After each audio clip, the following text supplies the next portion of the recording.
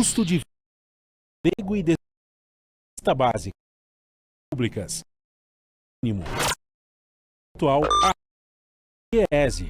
E nós vamos fazer contato com a economista, coordenadora da pesquisa de emprego e desemprego do DIEESE, Lúcia Garcia. Bom dia, Lúcia. Bom dia a todos os nossos ouvintes.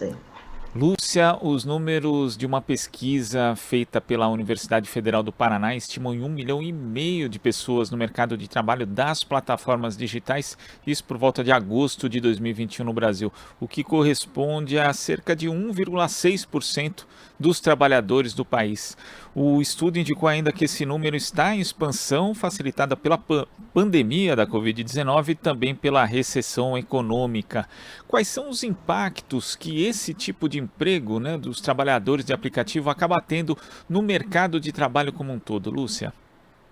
Então, Glauco, na verdade, nós do DIEESE estimamos que esse número seja maior, né?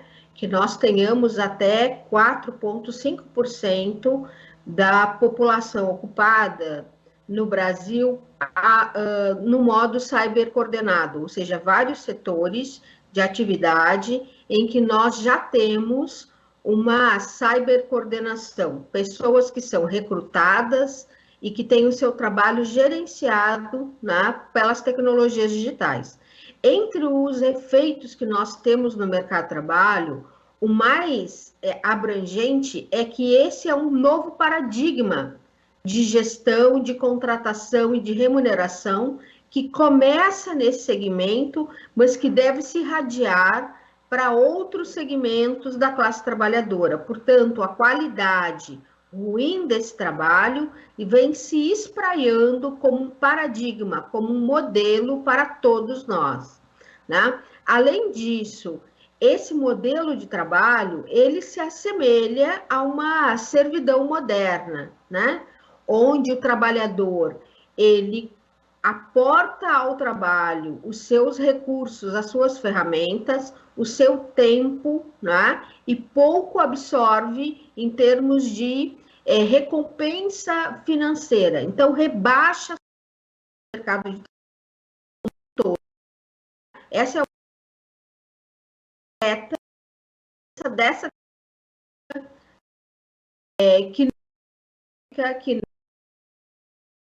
ao contrário, né, retira democracia e poder dos trabalhadores do mercado de trabalho. Essa é uma questão essencial.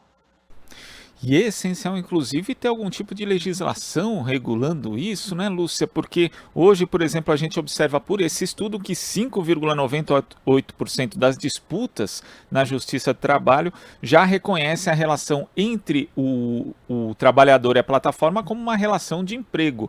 Então é necessário também que isso seja disciplinado para facilitar a segurança do próprio trabalhador, que muitas vezes se vê destituído de praticamente qualquer direito.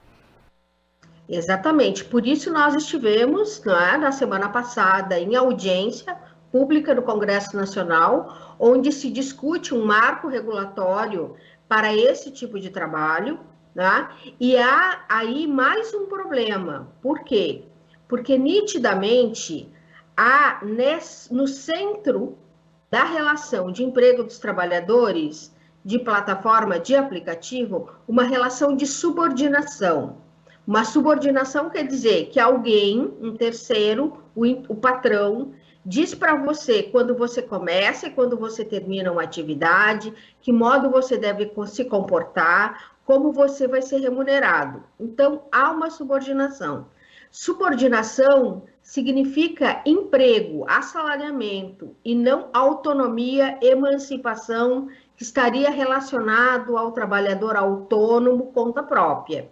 Então, no momento em que se discute esta relação, né, e se pensa em construir uma legislação específica para algo que já existe, né, porque o emprego já existe, já está previsto na CLT, o que nós vamos ter? Nós vamos ter uma legislação para alguns trabalhadores de maneira diferenciada, como fossem trabalhadores de segunda categoria. Agora pergunto, o que nós deveremos esperar para o futuro, né? Se nós permitirmos que exista uma legislação que considere trabalhadores de segunda categoria. Nós devemos esperar que essa legislação vai acabar, não é, se espraiando para toda os trabalhadores. Portanto, é sim conflituosa, nós temos ali uma relação de emprego, de subordinação, e nós devemos lutar para que esses trabalhadores tenham reconhecido sua condição de trabalho.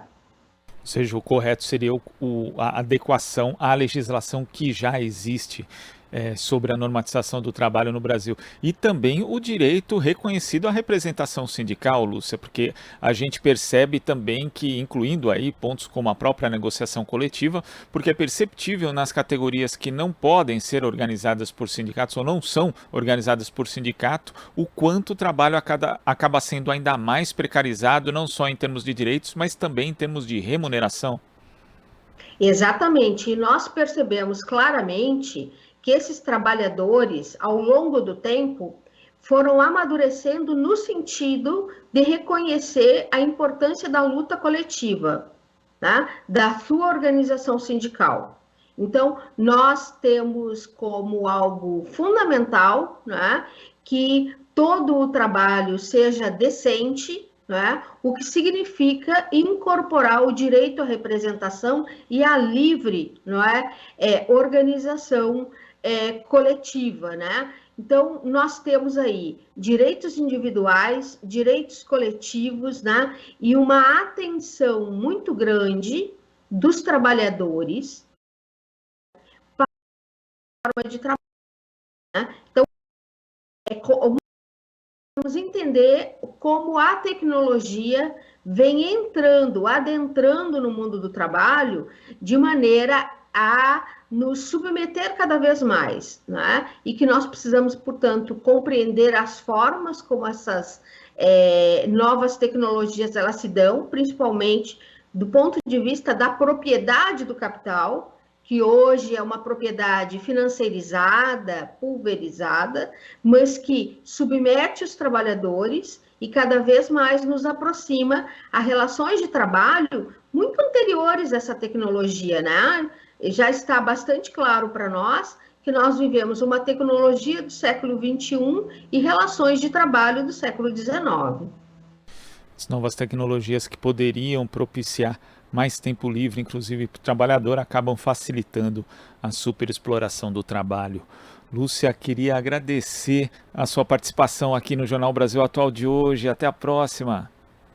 Agradeço eu e acho que é muito importante que a gente consiga estabelecer um debate em que as grandes questões do mundo do trabalho possam estar presentes no dia a dia e no debate do trabalhador e na sua organização. Eu que agradeço aqui. Muito obrigada.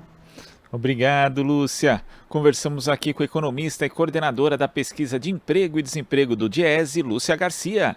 Você está ouvindo Jornal Brasil Atual.